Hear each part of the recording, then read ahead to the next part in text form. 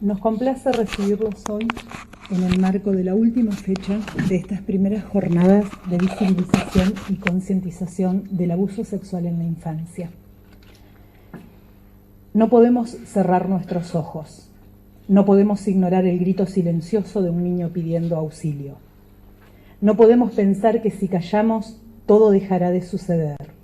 Ese niño que llora sin voz, esa niña que esconde el dolor, son tus hijos, son mis hijos, son los hijos de todos que alguien se atrevió a tocar. Y en su grito ahogado, en su cuerpo mancillado, está el horror de un violador, de alguien que casi siempre nos rodea, con su sonrisa eterna, con sus buenas costumbres, de gran padre, tío, abuelo, primo o vecino. Pero los niños no mienten. Un niño no puede inventar lo que nunca vivió. No podemos cerrar nuestros ojos creyendo que al hacerlo, el infierno será un cielo azul, nuevo y transparente. No podemos porque eso no sucederá. Si no alzamos la voz, si no comprometemos nuestro hoy en pos de un mañana mejor, nuestros niños pequeños, nuestros niños violados, serán solo una ínfima porción de un mañana de horror. Agradecemos la participación de todos y cada uno de ustedes, a los profesionales que nos acompañarán en esta noche, a los sobrevivientes, madres y padres protectores, a Rotary Club Coronel Bransen, a Fundación Madres Luchando, a Andrea Desmoures y especialmente a cada niño y niña que lucha día a día por sobrevivir al abuso sexual infantil.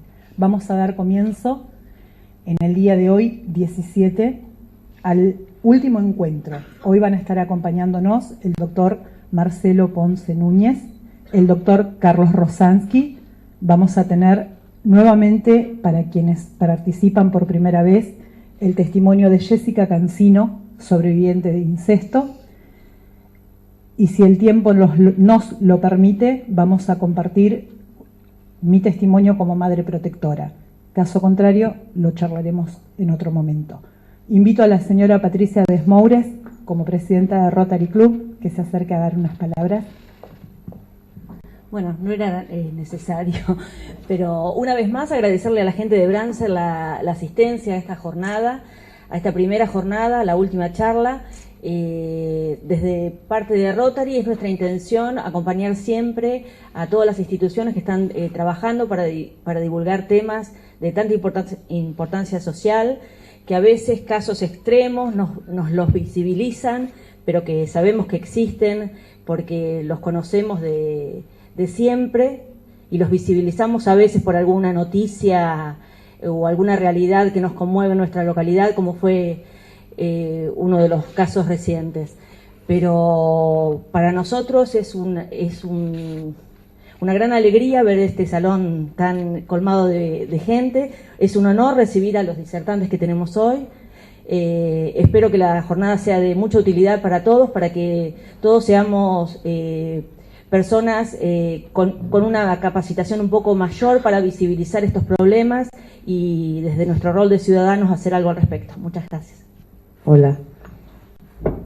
Buenas noches. No sé si todos me conocen, hace 12 años que estoy haciendo un programa de radio que se llama Compromiso, donde realmente me comprometí a raíz de que fui víctima de violencia de género. Pensando lo que me costó salir a mí, empecé a pensar en los chicos, en lo difícil que es para un niño hablar, lo difícil que es que un adulto le crea a un chico, porque los chicos históricamente fueron invisibles. Y la lucha empezó hace 12 años tratando de hablar estos temas que nadie hablaba, tratando de aprender de la gente que sabe, como el doctor Rosansky, la doctora Joffre, Liliana Gende, la doctora Müller, que estuvieron acá. Realmente es muy rico escucharlos. Me gustaría que presten atención porque nos van a dar herramientas para esta lucha, para que la lucha continúe. Estas jornadas empezaron a raíz del caso de Mía, que a mí me pegó muy fuerte porque tiene la edad de mi nieta más chica, y después de 12 años de estar hablando en la radio, de hablar para proteger a los chicos, para que todo un pueblo empiece a escuchar, empiece a comprometerse, me costó mucho y me va a costar mucho asumir, porque Mía no tendría que haber muerto si cada uno de nosotros miráramos al costado y nos diéramos cuenta de las cosas que están pasando con nuestros chicos, sobre todo. Yo les agradezco muchísimo que estén acá, espero que estas jornadas sirvan para que abramos los ojos, para que empecemos a luchar por los chicos, que no son nuestro futuro, sino que son nuestro presente. Hoy no podemos permitir que ningún chico más sea abusado. Los voy a dejar con los disertantes, con Marcelo, el doctor Marcelo Ponce Núñez, los dejo con él. Bueno, ¿qué tal? Buenas noches a todas y a todos. Recién Andrea estaba hablando mucho de la niñez. La niñez como elemento constitutivo de un derecho no es nueva en la República Argentina, es novísima. Para que ustedes tengan una idea, los primeros escarceos internacionales que comienzan a hacerse para reconocer a los niños como sujetos de derecho a nivel mundial es allá por 1919. Es la misma época en que en la República Argentina se dictó la ley del patronato. Nada más que la ley del patronato lo que significaba era, dos puntos, hay un chico con problemas, abandonado, lo encierro. No lo escucho mucho, no lo escucho nada, simplemente veo que tiene ese problema, lo encierro adentro. Nuestro país, República Argentina, tuvo esa ley vigente hasta hace apenas unos años, ¿sí? Acá en Provincia de Buenos Aires, la 13298 se dictó en el 2005, 2004, por ahí. ¿Sí? Así que, para que ustedes tengan una idea, desde dónde no hemos visibilizado a nuestros niños y a nuestros jóvenes como sujetos de derechos reales que merecen hablar y ser escuchados. Cuando firmamos la Convención Internacional de los Derechos del Niño, que también fue un poco antes, ¿sí?, del 2005,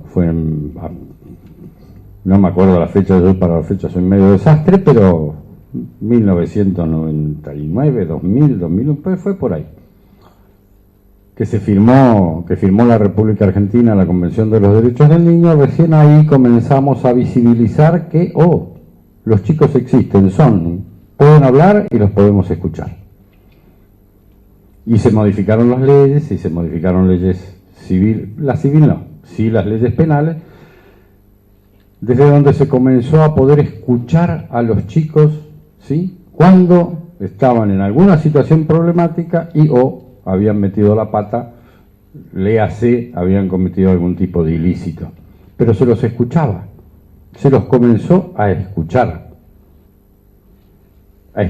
su voz, sin hablar de delitos, simplemente padres se separan, hijos de 7 años les gusta a 12, 4 hijos.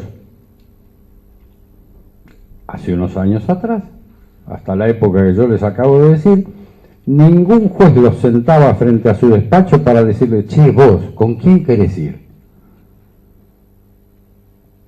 Porque papá se iba para un lado, mamá se iba para el otro, pero nadie le preguntaba a los chicos con quién quería ir. Era una resolución que venía de los padres, la imponían y se terminó la historia. Si no te gusta, bancátela y no le podés ir a reclamar nada a nadie. Bueno, a partir de hace un tiempo esto ya no es tan así. Ahora hay más apertura, al chico se lo escucha, se resuelve, ¿para qué lado va?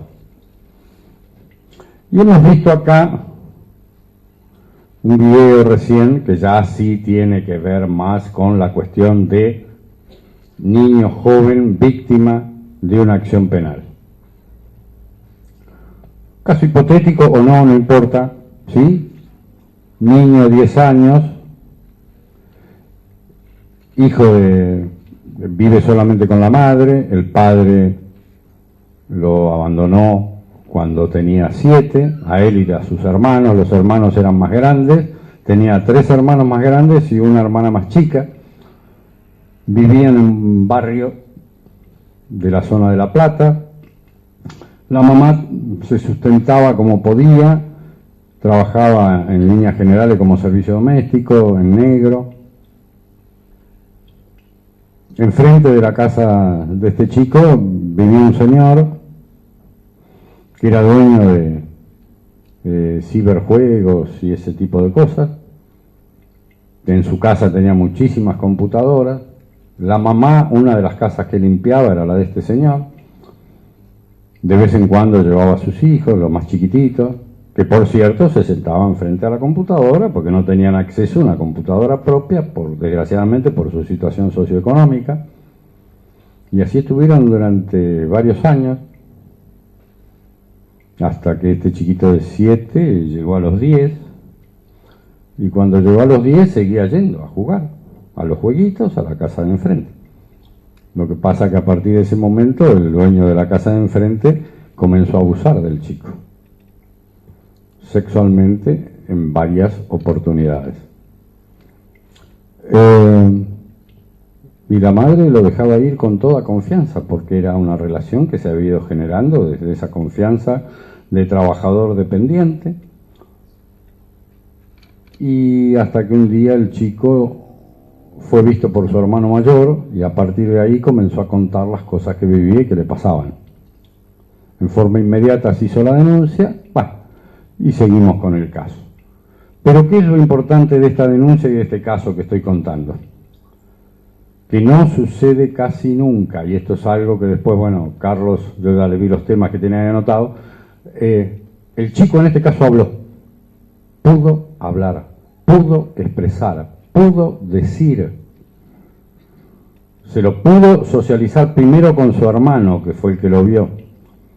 Después lo pudo socializar con el resto de la familia, con la ayuda del hermano. Y después, cuando hicieron la denuncia, con la ayuda de la psicóloga que le tocó en suerte cuando hicieron la denuncia, también pudo verbalizar lo que le había pasado. Pero esto no es tan común, ni sucede con tanta frecuencia. Lo cual no significa nada, simplemente significa que el chico necesita su tiempo y su espacio para poder verbalizar lo que le ha pasado. Y ojalá lo logre antes de llegar a la adolescencia, porque según todos los psicólogos con los que he charlado, me han dicho que es la mejor época para poder sacarlo afuera, porque después en la adolescencia y en la adultez la pueden transitar sin tantas complicaciones.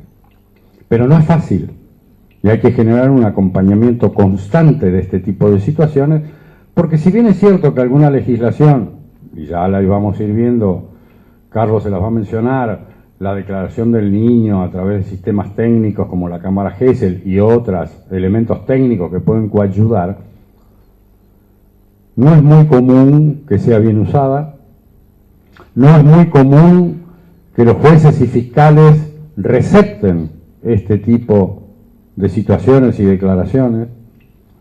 No es muy común que personal policial, por aquí que lo veo, de la policía científica, que es los primeros que tienen contacto con madre e hijo cuando se produce la denuncia, consigan o pretendan conseguir un diálogo acorde a la situación que se está viviendo en ese momento de trauma muy profundo. El trauma no es solo del niño, no es solo del niño. Sin duda el trauma más profundo lo está sufriendo el niño al momento inclusive de ir a hacer la denuncia, pero también hay un trauma, hay un quiebre, hay muchísimo dolor en las personas que lo acompañan, partiendo del amor, porque se han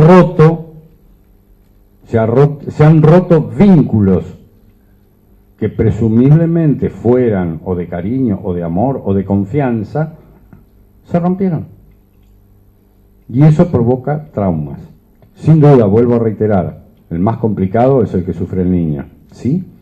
Pero hay que tratar de acompañarlo, porque es necesario que ese niño saque todo afuera, primero por él, porque es sano para su persona.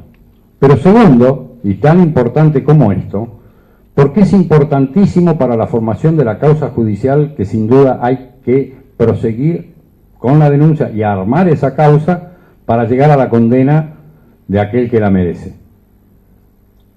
Entonces hay que tener muchísima paciencia, muchísima solidaridad, muchísimo amor con ese niño y acompañarlo en ese proceso que, reitero, no es sencillo, no es fácil, pero tiene que lograr hacerlo, ¿sí? Piensen en la edad que yo les dije recién, un niño de 10 años, ¿sí?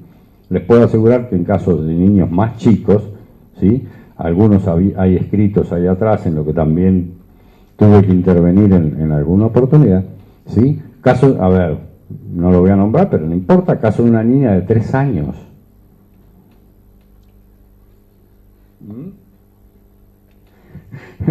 Me dice que vino por acá a hablar la mamá. Caso de una niña de 3 años, a ver si entendemos. Esa niña es muy difícil la recepción de una declaración testimonial de esa niña, ¿sí? Es el día de hoy que tiene 6 años y recién ahora está empezando a hablar del tema. Hace un año atrás comenzó a hablar con dibujos, ¿sí? Comenzó a hacer dibujos relacionados con la situación. Y ahora, recién ahora, está empezando a hablar de la temática, de lo que pasó, cómo pasó, quién fue. 3 años después. Por eso digo, no es tan sencillo, ¿sí? Y desgraciadamente contamos con jueces y fiscales que muchas veces cuando pasaron 3 años, dicen, no, lo que pasa es que acá hay inducción de los adultos que en estos 3 años le han removido y lavado el bocho a la pobre niña y la han inducido a decir lo que está diciendo ahora. Y la realidad, por lo menos en los casos en que a mí me ha tocado intervenir y en este que estoy contando, no es así. Es simplemente que la nena, el trauma que ha padecido, le ha mantenido muda y recién ha logrado ahora la posibilidad de sacarlo afuera, con ayuda de la psicóloga que la ha tratado, y recién ahora lo ha logrado. Y antes, cuando lo pudo expresar por dibujos, no es suficiente para generar una declaración testimonial, lo cual para mí, con el perdón del juez que tengo a mi derecha, que sé que no piensa así, es una burrada sensacional, ¿sí? Porque también es un idioma el hecho de que la nena pueda generar dibujos desde su edad y explicarlos con su media lengua. También es una forma de hablar. Pero bueno, parece ser que a la justicia, ¿sí?, en líneas generales, si no se le sientan y le explican, de acuerdo con el diccionario de la Real Academia Española, qué es lo que la niña padeció y sufrió cuando le tocó padecer y sufrir algún caso de abuso o violación, si no lo explica con todas las letras, parece que no. No es un lenguaje, no se entiende. El imputado tiene derecho a la defensa y no surge de una mera interpretación que hace un técnico. Por consiguiente, nada. Habrá que seguir esperando a ver si la nena logra algún día hablar, o el nene, ¿sí? El primer caso que conté era de un nene, el segundo de una nena. A ver cuándo pueden hablar, dialogar, y charlábamos hace un rato con Carlos también, no es tampoco a través de un diálogo que muchos jueces entienden que es potable, ¿sí? Él ya después lo va a explicar más técnicamente, sino que tiene que ser interrogatorio, no diálogo común y corriente. Digo, hay muchos jueces que aún hoy sostienen que el niño tiene que contestar a un interrogatorio que se le formule, ¿no?, y contar adecuadamente qué es lo que pasó. Lo cual también para mí es una burrada sensacional. Entonces, digo, tenemos que tener en cuenta estas pequeñas historias y estas pequeñas cuestiones, porque el testimonio de la víctima en los casos de abuso es esencial. ¿Y por qué es esencial? Por una sencilla razón. Porque los actos de abuso o violación en niños, y en adultos también, no es que se hacen en el medio de la calle. Se hacen ocultamente, fuera de la vista de las personas, es en una relación directa entre adulto y niño, y generalmente con una imposición de poder del adulto hacia el niño. Imposición de poder significa te amenazo si contás algo, le pego a tu mamá, o hago esto, o hago el otro, que es lo más común de escuchar luego con el tiempo. Se da en la intimidad, en el encierro, en un lugar donde no hay visualización de terceros.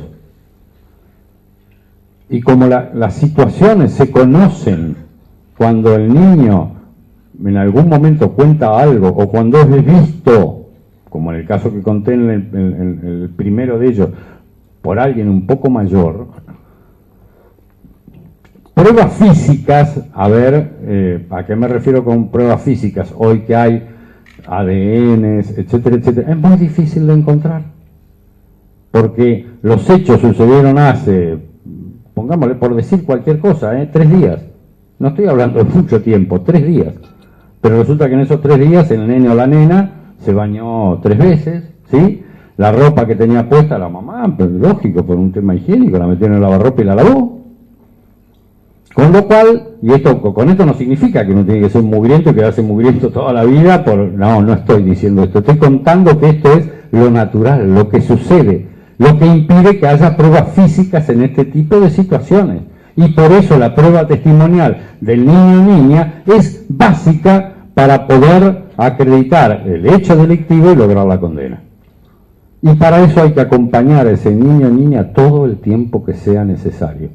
Sin inducirlo, solito va a ir saliendo, así como contó en algún determinado momento algún detalle que nos abrió los ojos, tranqui, acompáñenlo, ya va a salir todo el resto, que alcance para hacer la denuncia, y luego ir acompañándolo y solito con el tiempo, con un tratamiento adecuado, ¿sí? Va a ir saliendo el resto de la historia.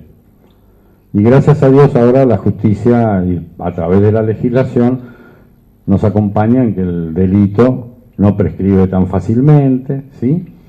Ya se puede esperar hasta los 18 años y ahí empezar a hacer el cómputo de la pena para ver cuándo prescribe. Bueno, detalles que la legislación desde ya que es poco, yo preferiría que fuera imprescriptible, pero bueno, algún día será imprescriptible. Será cuestión de seguir luchando, ¿sí? Para llegar a... Está bien. Más allá de lo que tengamos, digo, habrá que seguir luchando, ¿sí? Para alcanzar que este tipo de delitos sea imprescriptible. ¿Por qué también esto? Carlos me contaba hace un rato, ¿cómo era? ¿El apellido de la artista? La escritora. Virginia Woolf. Claro. Virginia Woolf, que contó su historia a los 50 y pico de años, 57 años. ¿Sí? Entonces digo, recién ahí pudo verbalizar lo que había pasado cuando era niña. Por eso digo que es cuestión de esperar y que hay que saber esperar. Por ahí no tanto, pero bueno, hay que tratar de ir acompañando. ¿Después se suicidó? Sí, después se suicidó, ya sé, por eso. Pero bueno, justamente para evitar el suicidio hay que tratar de acompañar al niño o niña, ¿sí? Cuando uno ve algún indicio, alguna cuestión, fijarse, ¿sí? Generar un tratamiento adecuado y fijarse si da para hacer la denuncia, hay que hacerla en forma inmediata y que después sean los jueces los que esperen hasta que el chico logre verbalizarlo y punto. Si le gusta bien y si no también, porque hay que cambiar la mentalidad de los jueces y fiscales que tenemos hoy en muchísimos casos, ¿sí? Que no pretenden ver esa realidad de aconteceres y que muchísimas veces prefieren dejar pasar, ¿sí? Laissez-faire, laissez-passer, porque creen que hay inducción directa por parte de los padres. Lo cual también, si fuera cierto, también sería una barbaridad. Pero que se determine realmente y que se le permita al niño o niña el tiempo necesario para poder mediante, ya les digo, algún tratamiento adecuado, poder verbalizar este tipo de situaciones, que no son fáciles de verbalizar. Para nada fáciles de verbalizar. Y el ejemplo que acabo de dar de la escritora me parece que elimina cualquier otro tipo de postura que pudiera haber en contra. Tardó 50 y pico de años en poder verbalizar lo que le pasó. Pero sigo insistiendo, la declaración de la víctima, el testimonio de la víctima es básico. Y es testimonio, ¿sí? Cuando un chico habla, está prestando declaración testimonial, que es un elemento de prueba para la causa penal. Luego será cuestión del análisis de la veracidad de lo que dijo, ¿sí? Que se va a obtener a través de pruebas colaterales, que pueden ser otras personas que declaren y que cuenten circunstancias que hayan vivido y que sean parecidas a la que relata el niño, que también va a ser valorizado como testimonio si es analizado por algún psicólogo en cuanto a la veracidad, ¿sí? A la falta de fabulación en el niño o niña. Y si algún día hay alguien que tenga un elemento físico que también acredite, bueno, listo. Creo que ahí va a ser mucho más directo la factibilidad de una condena. Pero reitero, y esto no me voy a cansar de decirlo, la declaración del niño o niña es básica, es elemental, ¿sí? Y el acompañamiento que se le puede hacer desde el padre, la madre, ¿sí? O de la persona que amorosamente esté con él al momento en que suceden los hechos y lo acompañe y lo lleve hacia adelante, es básico, es elemental. Yo trabajé muchísimos años, todavía sigo relacionado, más de 20 años, en un hogar para pibes, ¿sí? De la ciudad de La Plata, que manejaba un cura amigo mío, Carlitos Cajade, y por allí pasaron muchos pibes con este tipo de problemáticas, con su papá y o su mamá y o algún hermano, tío, y por la situación de la cultura muchas veces de transmisión muy machista en algunos estratos sociales, le costaba y lo hablaba, pero lo hablaba en una situación de muchísimo trauma y con posibilidades muy difíciles para cada pibe de poder enfrentar y solucionar realmente la problemática, más allá de la denuncia que en todos los casos hicimos y acompañamos. Pero me estoy refiriendo al sujeto en sí mismo, ¿sí? No podían entender su propia sexualidad, por ejemplo, ¿sí?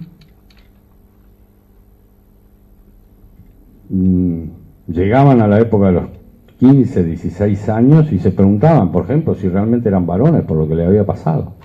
Y se lo cuestionaban en serio. ¿Y por qué digo esto? Porque muchas veces, desgraciadamente, nos vamos a encontrar con este tipo de situaciones que se pueden dar sin problema. En el primer caso que les conté hoy, cuando empecé a hablar, cuando llegaron el momento de los alegatos, ¿sí? La defensa pidió la disminución de la pena hacia el condenado, hacia el que iba a ser condenado, perdón, hasta ese momento no tenía condena, porque el niño, que ya era, ya les digo, había crecido 4 o 5 años, tenía conductas homosexuales y que esa inclinación de homosexualidad era la misma que había tenido cuando tenía 10 años. Les cuento esto para que sepan las barbaridades que a veces se dicen, porque a los 10 años nadie tiene inclinación sexual, porque no hay despertar sexual a los 10 años todavía.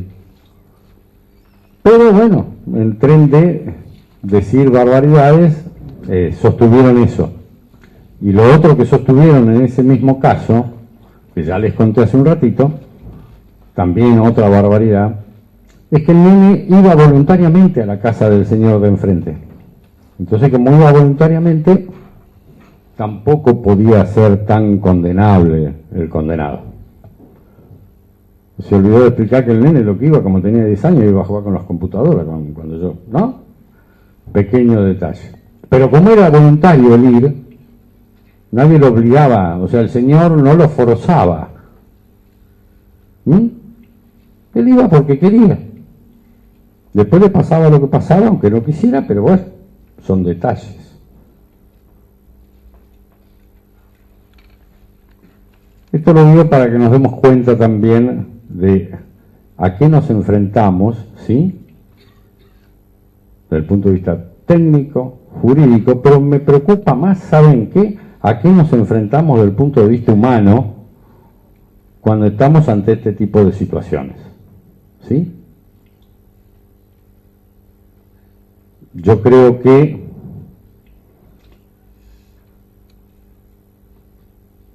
ya no es un tema de defensa, sino un tema de honestidad y buena fe. Reconocer que cometí un ilícito y no puedo hablar en un nene entre los 7 y los 10 años, pero aparte no lo puedo decir ni siquiera técnicamente, que fue voluntariamente a la casa para que aconteciera esto. ¿Y por qué digo que técnicamente tampoco es posible? Muy sencillo, porque el Código Civil tiene 4 artículos, 238, 1021 y 2 más, que no me acuerdo los números, donde nos dice muy claramente que los niños que tienen menos de 10 años realizan sus actos sin discernimiento y voluntad. ¿Sí? Entonces que no me vengan a contar un cuento chino y que se sepa aceptar la barbaridad que se hizo y que no se pretenda desde esa barbaridad que se hizo inculpar inclusive al niño por un acto voluntario. ¿Está? Entonces esas cosas que a mí me dan un tanto de bronca, hay veces que uno está sentado, ¿no?, en el lugar que le toca estar en un tribunal, y muchas veces dan muchas ganas de pararse de otra manera, digamos. Yo sé que está mal lo que estoy diciendo, pero las ganas internas todavía existen, uno las logra dominar, pero sí dan ganas de pararse a resolver las cuestiones no tan técnicamente. Uno tiene que tragárselas, lo asumo, me cuesta mucho, aún en la edad que tengo, me cuesta todavía muchísimo deglutir este tipo de situaciones, pero sigo insistiendo, tenemos que alcanzar la formalización de las denuncias en los casos que realmente veamos que hay elementos que así lo indican, y tratar de alcanzar la declaración de la víctima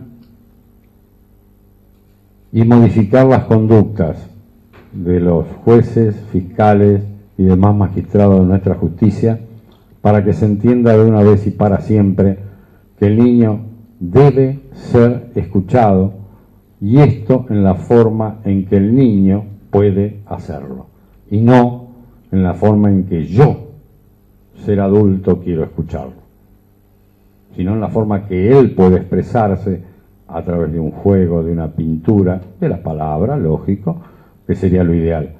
Pero ir escuchándolo en todas sus etapas de desarrollo, ¿sí? Y si necesito algún intérprete para que lo haga, conseguir ese intérprete que entienda ese tipo de lenguaje y que luego se lo transmita al señor magistrado, fiscal o lo que fuera, de la forma más adecuada para que se entienda. Yo no sé si, y esto es una discusión muy vieja, ¿no? Yo no sé si los chicos mienten o no mienten. Mentirán a veces. O sea, uno también ha sido niño, ¿sí? Que si fuiste a la escuela, si estudiaste todo, que sí, si no, qué sé yo, también, de vez en cuando. No nos vamos a decir que no. De vez en cuando alguna mentirita nos hemos mandado cuando éramos pibes, y si no lo recuerdan así es porque tienen muy mala memoria. Pero eso también se evalúa en un proceso judicial, ¿sí? Y se puede descubrir con elementos técnicos cuán cerca se está de la verdad, si hay fabulación, si no hay fabulación.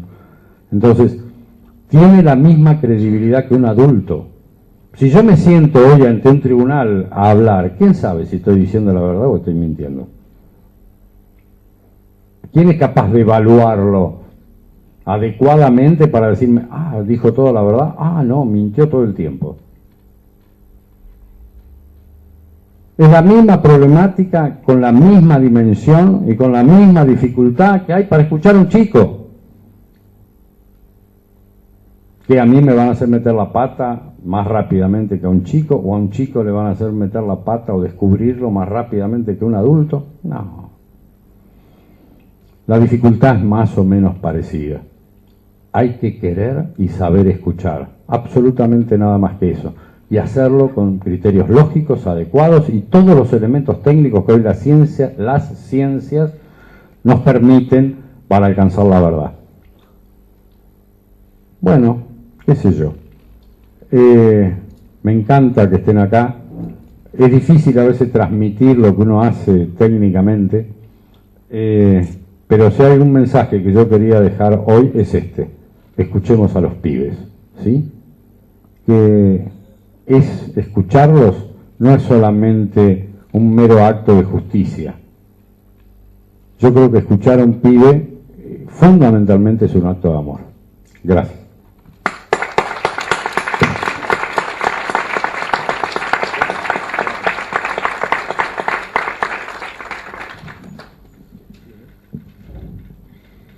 Bueno, buenas noches. Ya si yo pues, me tengo que ir en realidad. Pues vivo lejos, porque tuve un juicio hoy en La Plata, sigo mañana y eso me complica un poquito, entonces quedamos que seguía yo ahora. Y primero agradezco la invitación de Andrea y de todas, la madre protectora, porque todo lo que signifique conocer este tema, difundirlo, visibilizarlo, como está planteado en estas jornadas, es imprescindible, pero también tiene mucha complejidad, porque a veces, si bien es horrible que se mantenga oculto, en silencio e impune, el abuso sexual infantil es el delito más impune de la tierra, no hay otro tan impune. De hecho que, para que tengan una idea, los números, en la República Argentina se esclarecen de los delitos que se denuncian, no de los que se cometen, de los que se denuncian, se esclarece todo el 3%. Si tienen en cuenta que aquellos delitos vinculados a la violencia de género y específicamente al abuso sexual infantil se denuncia a su vez un porcentaje pequeño, la cifra final es que de 1000 casos de abuso infantil se esclarece uno. O sea, no el 2 o el 3% o el 1%, sino al denunciarse muchísimo menos, es geométrica la proporción, por lo tanto, de 1000 se esclarece uno y 999 quedan impunes. Esa impunidad no es casual. Este es uno de los desafíos más grandes que tiene la temática, es lograr entender por qué existe ese nivel de impunidad. Si no se entiende eso, es muy difícil enfrentar el fenómeno. Primero porque si no se entiende eso, no se va a poder capacitar adecuadamente a los profesionales que intervengan. De hecho, para que tengan una idea, abuso sexual infantil es algo que no se da en las carreras de grado. En Derecho no se da, en Psicología no se da, etc. Yo lo he dado hace años en posgrado, en Psicología en la Universidad de Buenos Aires, con Alicia Ganduglia, y en otras universidades, en Mar del Plata, en La Plata, pero siempre en posgrado. Entonces, si uno analiza cómo puede ser que un tema tan esencial no se dé en una carrera como Medicina, Derecho o Psicología, para tomar 3 ejemplos, es evidente que algo tiene que impedirlo. Una de las razones, son muchas, una es la que tiene que ver con el origen de esa impunidad, que es la complejidad del fenómeno, pero mucho más difícil que la complejidad del fenómeno es modificar, un poco lo decía Marcelo recién, la mentalidad de quienes tienen que intervenir. Porque un fenómeno puede ser complejo, pero si quien tiene que intervenir no está capacitado, es infinitamente más complejo. Y esto es uno de los problemas graves que tiene tanto la violencia de género como el abuso infantil. ahora, hace pocos días, cuando estuvimos en la Plaza del Congreso, y uno tuvo la vivencia. Yo me acordaba, una de las primeras que se hizo, o la primera, de esa naturaleza, fue en el Obelisco hace unos años, con las perchas. Y yo no conté ese día en el Obelisco, estamos hablando, ustedes si conocen el Obelisco, es un círculo muy pequeño, por lo tanto, yo no quiero equivocarme, pero no debe haber habido más de 100 personas ese día. La mayoría con perchas, la mayoría como hoy, mujeres, 99%. Había un par de varones que eran, uno, porque eso se organizó en mi casa en realidad, porque yo no trabajo en violencia hace más de 30 años, y yo estaba escuchando, estaban organizando ahí, ella está en una ONG, y que es la que llevaba las perchas, eran 2 o 3 ONG, y le digo, por ahí estaría bien que tratemos de traer algún juez. Yo iba a estar, pero digo, otro, y entonces, sí, estaría bueno, decía, yo digo, bueno, por ejemplo, no sé, Rafecas, se me ocurrió. Entonces lo llamo. Me dice, sí, estaría buenísimo, lo llamo. Digo, mira, tal día, no me acuerdo qué día era, vamos a estar en el Obelisco, que son un par de ONGs que es el tema de la violencia contra la mujer, y van a estar con unas perchas, el femicidio, qué sé yo. Dice, bueno, ¿vendrías? Sí, me dice, sí, con todo gusto. Yo, bueno, y vino con 2 secretarias del juzgado, y estaba ahí en el Obelisco. Y el otro día, cuando estábamos en la plaza y en el Congreso, y no había forma de avanzar, yo quedé en la parte exactamente opuesta de donde estaba el acto y ni me enteré. O sea, porque realmente en el otro extremo era tanta la gente que uno ni sabía qué hablaron ni qué dijeron. Estaba ahí parado, no me podían mover porque era una marea humana. Y tomé conciencia, como toda la gente que estaba ahí, de que un país que puede llegar a tener un evento de esa naturaleza con esa convocatoria, quien puede compararlo con convocatorias anteriores que había 50 personas con una percha. Es más, yo había quedado, porque yo no tenía dónde ir, digamos, dónde ubicarme, había quedado con un grupo de gente de Naciones Unidas que se llama Hombres por la, no sé, tiene un nombre el grupo, yo lo integro, pero no conozco el nombre, Hombres algo, y que tiene que ver con Naciones Unidas. Sí, Hombres por la Igualdad, Hombres por la Igualdad. Y había quedado en tal esquina, obviamente que nunca me encontré con nadie, pero vi pasar las perchas y dije, bueno, ahí está mi señora.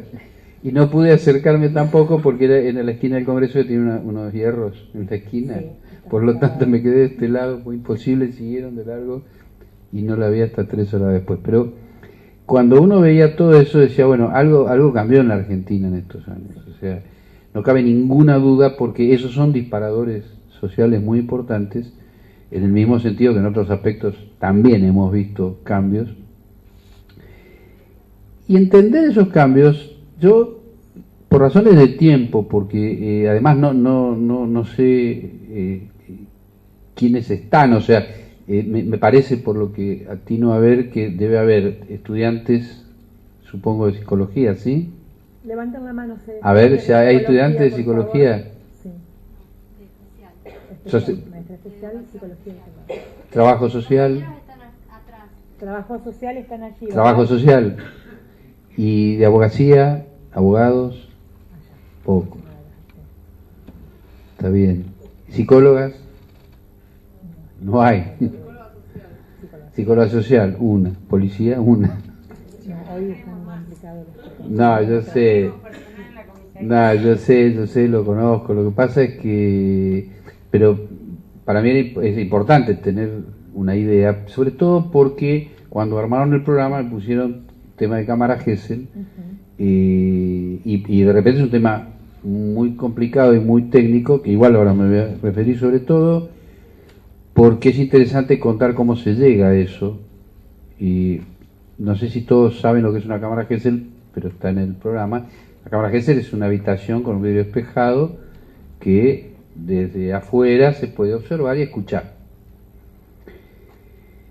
Y yo les cuento rápidamente la historia de esto que realmente generó un cambio importante, está generando todavía ese cambio, que el origen de esto fue en el Bolsón. Yo cuento, para los que no lo saben, yo soy juez hace 23 años, juez de cámara.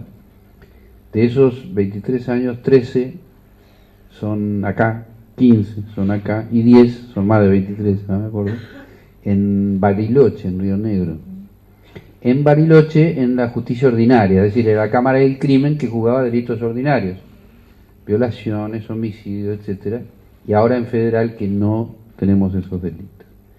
Cuando estaba en Bariloche, hace muchos años, calculen un poco más de 20 años, hacíamos juicios y íbamos al lugar para que no tuvieran que trasladarse las víctimas, los testigos, se complicaba, sobre todo en invierno. Entonces íbamos en la línea sur, al Bolsón, a Ingeniero Jacobacci, etc. Y haciendo un juicio en el Bolsón, que era una nena de, en ese momento, 17 años, con un retraso mental importante, una mentalidad de 8 más o menos, que le habían metido un palo en la vagina y la habían violado, después penetrado. Digo, el palo también era una violación.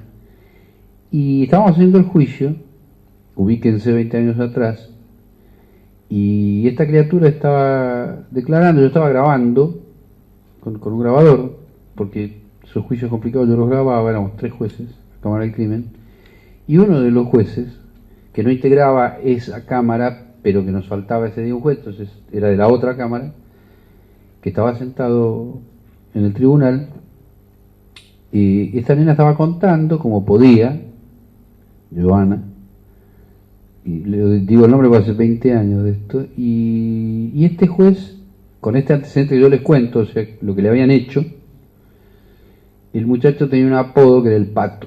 Entonces el juez le pregunta, ¿y a vos el Pato no te gustaba? ¿No tenías ganas de tocarlo abajo? Le pregunta el juez a la chica. Y entonces la nena dice, no. Y yo grabando. Dice, pero vos no le pediste que te la coloque. Entonces, porque también imagínense que una cosa es lo que uno puede pensar o haber aprendido y otra estar en el lugar. O sea, esto yo estoy contando, yo estaba sentado ahí, no es que me lo estaban contando, estaba sentado como acá, con 2 tipos al lado y uno que le estaba preguntando a una nena violada si no le gustaba al muchacho. O sea, no estamos preparados. Esto es un poco la queja sobre la educación, de que no nos capacitan para eso. Nadie está capacitado. Ni el juez, ni el fiscal, ni el policía, ni nadie. Ni el psicólogo, ni la psicóloga. O sea, es un déficit muy grande. Pero bueno, hay que actuar en el momento, aún no estando preparado. Y como pude, se frenó un poco, fuimos a la cocina en el juego de paz del Bolsón, discutí con este hombre, después volvió más tranquilo, estaba loco, hacía muchos años que estaba loco.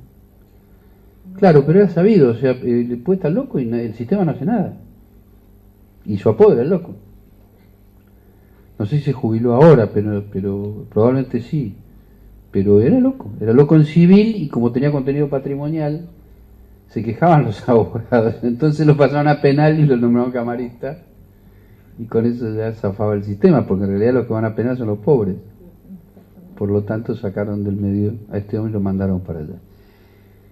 Termina esto, él se tranquilizó y yo al día siguiente lo denuncio por tortura psicológica de esta criatura. Se enteran inmediatamente en Buenos Aires, en la Cámara de Diputados, me llaman, yo viajo a Buenos Aires y el que se ocupó porque era diputado de Río Negro en esa época, en Buenos Aires, que era Pichetto, el que hoy es senador. Ese fue el que se ocupó, por ser de la provincia, le avisó a una diputada, la diputada me llamó de parte de él, y yo viajé. O sea, me pidieron que vaya a explicar esto, que era esa denuncia contra un juez por haber torturado a esta criatura. Hecho inédito, porque no torturar a una criatura no es inédito, sino denunciar eso. Entonces yo viajé, lo expliqué en la Cámara de Diputados, y fue la primera vez, pues la Cámara de Diputados de Nación, esto es una cuestión provincial, pero sacó una resolución de repudio de este interrogatorio. O sea, fue importante que interviniera la Cámara de Diputados, que se involucrara. Cuando yo estoy volviendo para Bariloche, había pasado un día, y en el avión yo venía pensando que había algo de esa escena que yo conté que no me cerraba. O sea, no me terminaba de cerrar. El horror sí, era obvio. La locura también era obvia. La violencia de este hombre. pero algo todavía yo no terminaba de entender, y lo termino de entender en ese viaje, que es que esa nena no tenía que estar ahí. Esto es lo que me cae la ficha en ese momento, y llego a Bariloche, y estuve 5 años, a partir de ese momento, 5 años, redactando el proyecto de ley, que en total tenía y tiene, incluidos la exposición de motivos, los fundamentos, tiene 7 hojas en total. Y yo tardé 5 años, porque necesitaba que la redacción de esa ley no pudiera ser discutida por ningún diputado ni senador, porque yo sabía, como saben todos ustedes, que hay una mentalidad masculina, machista, patriarcal, misógina, que está presente, que atraviesa la sociedad, y que quien hace las leyes la tiene, y como históricamente las leyes fueron hechas por varones, fueron interpretadas por varones, y fueron aplicadas por varones, y fueron violadas por varones, porque la mayoría de los abusos y del maltrato es generado por varones, no por mujeres, la mayoría, la inmensa mayoría, a lo largo de la historia. Entonces, si uno sabe que la sociedad está atravesada de esa manera, bueno, quien legisla también está atravesado. Entonces, hacía falta escribirlo de una manera como la que yo estoy contando. Bueno, 5 años después lo mandó a Buenos Aires a 5 o 6 diputados de distintos partidos, pues se lo mandé. Sí, a los 5 me parecieron que podían ser.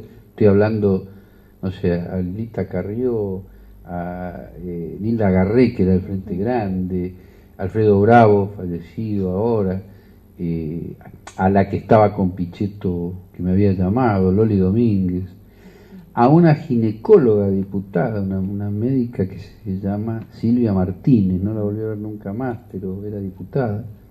Pero lo cierto es que la anécdota es que la más rápida de todas, peronista, pues una más rápida de todas, metió el proyecto inmediatamente, que era Silvia Martínez con Pichetto, y bueno, años después, ahora le digo en qué consistía el proyecto, por unanimidad, Senado y diputados, todos los partidos votaron esa ley. Es el único país del mundo que tiene una ley así, que en realidad es para el Fuero Federal y Nacional, porque es modificó el Código de Procedimiento Penal de la Nación, y después cada provincia, que tiene su propio Código Procesal, fue adaptándola. Le contaba antes a Marcelo que cada provincia tuvo su trampita, porque no copiaron textual, sino que le metieron alguna palabrita, que a veces con una palabra se pueden arruinar muchas cosas. En este caso la ley lo que hace es establecer un sistema obligatorio de cómo va a ser escuchado el niño víctima, y tiene que ver con lo que explicaba Marcelo hace un rato, porque de lo que se trata es del derecho a ser escuchado, que es el artículo 12 de la Convención sobre el Derecho del Niño, y que parece sencillo, lamentablemente se interpreta mal. Esa mala interpretación tiene mucho que ver con la falta de capacitación de quien interpreta. Entonces, muchísimos jueces y fiscales creen que escuchar a un niño es decirle hablar, como explicaba Marcelo, lo cual es una barbaridad, porque yo hace mucho tiempo vengo diciendo que eso es exactamente violar la convención, porque lo están silenciando.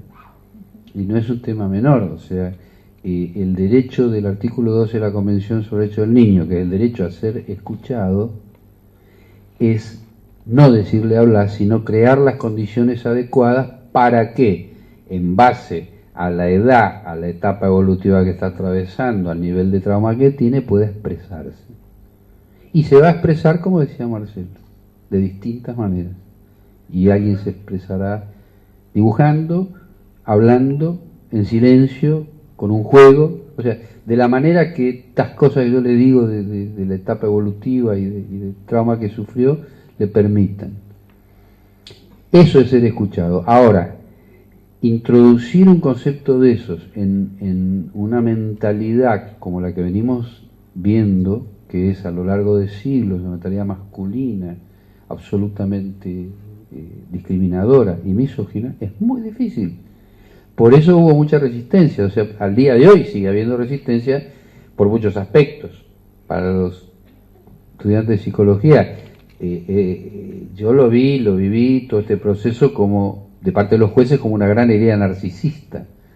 Es decir, el juez viene creído de que él puede todo, de que de repente una ley le diga usted no puede, porque esta ley prohíbe a los jueces, fiscales, policías, prohíbe interrogar niños de forma directa, y la única forma es a través de un mecanismo como la cámara Gesell o, como decía Marcelo, cualquier elemento técnico con el que se cuente, pero no con la presencia física de esa criatura en un juicio, que este es el problema. O sea, había que sacar a los niños de los juicios y bueno, Argentina lo logró. O sea, es el único lugar que se le prohíbe al juez, no hay país en el mundo. Yo lo veo, pues yo viajo y lo veo y es como que, porque ese narcisismo es universal, no es el juez argentino.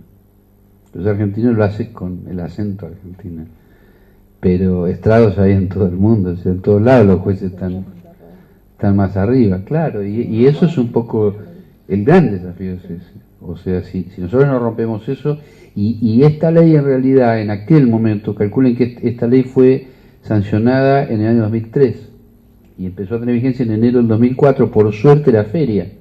Por lo tanto, los tipos vuelven de la feria y cuando vuelven no pueden interrogar más, y no se querían morir, porque primero porque no conocían el sistema nuevo, y en segundo lugar pues no podían entender cómo se podía hacer un juicio sin tener adelante una persona, maltratarla como se maltrata habitualmente, y cómo, porque Marcelo contaba sobre escuchar al niño y el testimonio. En realidad, en rigor de verdad, no es un testimonio técnicamente hablando, termina siendo un testimonio porque en otro sentido, no en el jurídico estricto. Testimonio porque es dar fe, dar una muestra de lo que le pasó, y en la manera y con los lenguajes que tenga. Pero cuando el sistema, como decía Marcelo, por la cultura tradicional pretende que ese testimonio sea a través de un interrogatorio, no entendieron nada. Por supuesto que hoy está prohibido por suerte, pero en realidad cuando lo peor, miren una cosa, aún estando prohibido, estamos hablando en Capital Federal y en el Fuero Federal, las provincias que hicieron trampa le agregaron, por ejemplo, hay una pregunta, no sé si fue Neuquén, una provincia, que por ejemplo, yo estuve mucho tiempo pensando en las palabras, y una de las palabras está en la ley, en el código, que dice las partes, este acto de entrevista, porque en realidad es entrevista la palabra correcta, se hará en una sala con vidrio espejado, o filmación o cualquier otro elemento técnico con el que se cuente. Las partes, dice la ley, podrán controlar el acto desde afuera y hacer saber, es un derecho, hacer saber las inquietudes al tribunal que lo va a transmitir a la especialista o al especialista, ¿correcto? O sea, esto es claro, no es muy difícil de entender. En la práctica hay provincias que han puesto, en vez de inquietudes, pusieron preguntas. Entonces ustedes ven que hay una psicóloga que tiene un audífono en la cámara Gesell, y entonces le hacen las preguntas a través del audífono. Conclusión, el tribunal está dentro de la cámara Gesell. Entonces no entendieron nada. El CPP de Entre Ríos prohíbe al querellante o al denunciante ser notificado. Claro, bueno, pero el problema es el siguiente: un delito que ha sido el más impune y sigue siendo el más impune de la tierra durante siglos y siglos, no se va a cambiar en 2 días la mentalidad. Lo que sí se puede hacer es lo que estamos haciendo en Argentina, que es avanzar, y mucho, realmente se ha avanzado mucho. Hace un rato comenzábamos con Marcelo el caso de estos 2 jueces de la provincia de Buenos Aires, Piombo y Sallargués, que en otro momento, porque ellos ya venían mostrando su forma de pensar hacía rato, años, sin embargo no estaba el espacio adecuado, la sociedad no estaba para echarlos. Hoy nosotros estamos para echarlos y los echamos. O sea, la sociedad argentina los echó. Esto no es una cuestión de un partido político o de un gobierno. Esto es la sociedad que decide echar a 2 tipos que están desubicados, y no al revés.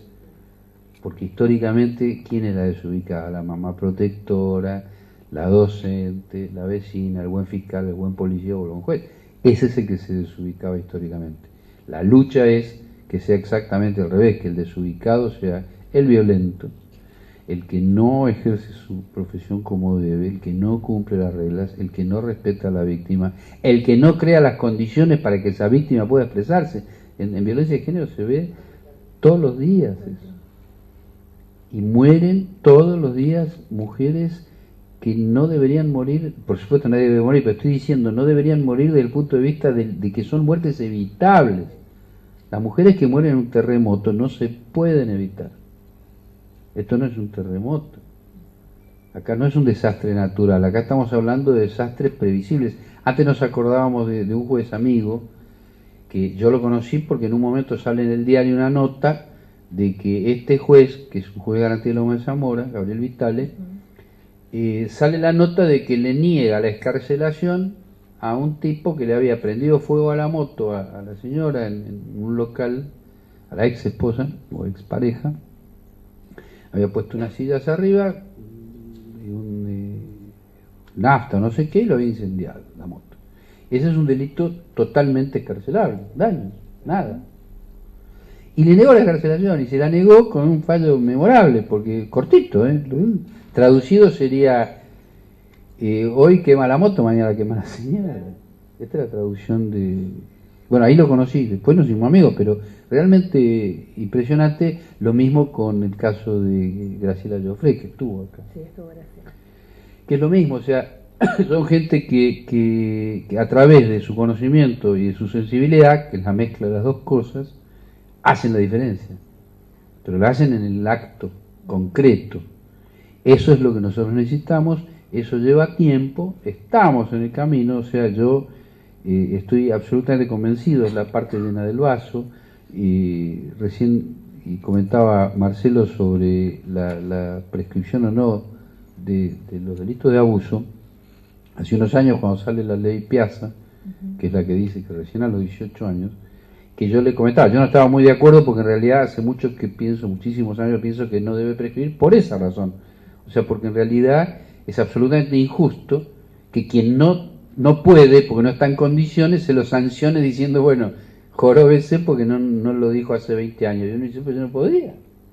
Entonces, eso por suerte, que se hizo la acotación recién, hay media sanción. Ese es un proyecto que yo conozco, ese lo presentó una senadora sensible, que la tiene que tener en cuenta, se llama Sigrid Kunert, de Entre Ríos. Y bueno, entonces uno empieza a ver que en diputados, en senadores, en distintos ámbitos del Estado, empieza a haber otro tipo de gente. Esto es solo el comienzo, o sea, si estamos hablando de un poder judicial tradicionalmente insensible, un poder judicial que es el que mayor responsabilidad tiene en el acto, o sea, el poder de jurisdicción lo tiene el juez. Y si ese no piensa bien, si ese no es sensible, si ese no es elegido adecuadamente, las mujeres mueren, como cualquier otro integrante de grupo vulnerable, o sea, es evidente eso. Entonces, la necesidad es continuar este cambio que se está produciendo de esta manera, juntándose, conversándolo, planteando los casos, escuchándolos, informándose, siendo sensible a lo que le pasa al otro.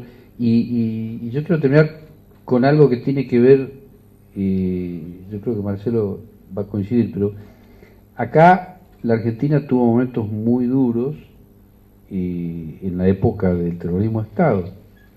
El terrorismo de Estado dejó muchas consecuencias. Todas las dictaduras dejan consecuencias culturales muy profundas. Y una de las muchas consecuencias que ha dejado la dictadura cívico-militar en la Argentina, en la cultura, es la pérdida de empatía, la dificultad para ponerse en el lugar del otro, o como dice un dicho aborigen, de caminar con los zapatos del otro. Y esto hay que decirlo y hay que trabajarlo también porque nos llevó 30 y pico de años empezar a revertirlo. Esto es así, pues después de muchos años de impunidad, bueno, estamos trabajando el tema.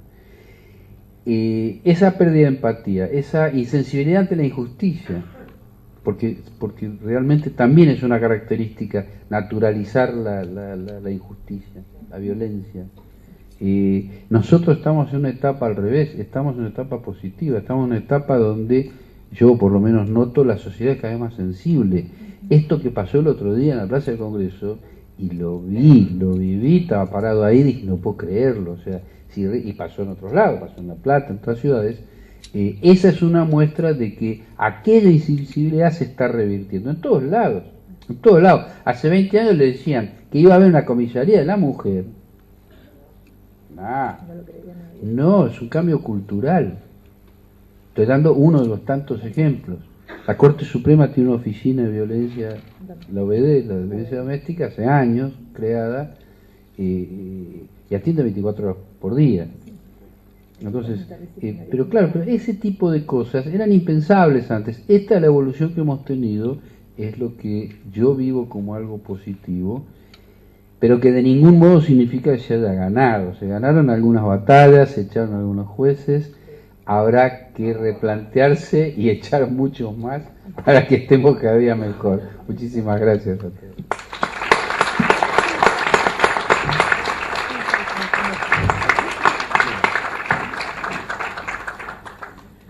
Bien, nosotros vamos a continuar, pero antes, por una razón de tiempo, vamos a hacerle un presente al doctor Carlos Rosansky, a quien agradecemos enormemente su presencia. Ahí te lo tienen que firmar antes de poder entregártelo. Vamos a hacer entrega de una mención de honor por su compromiso, por su labor constante.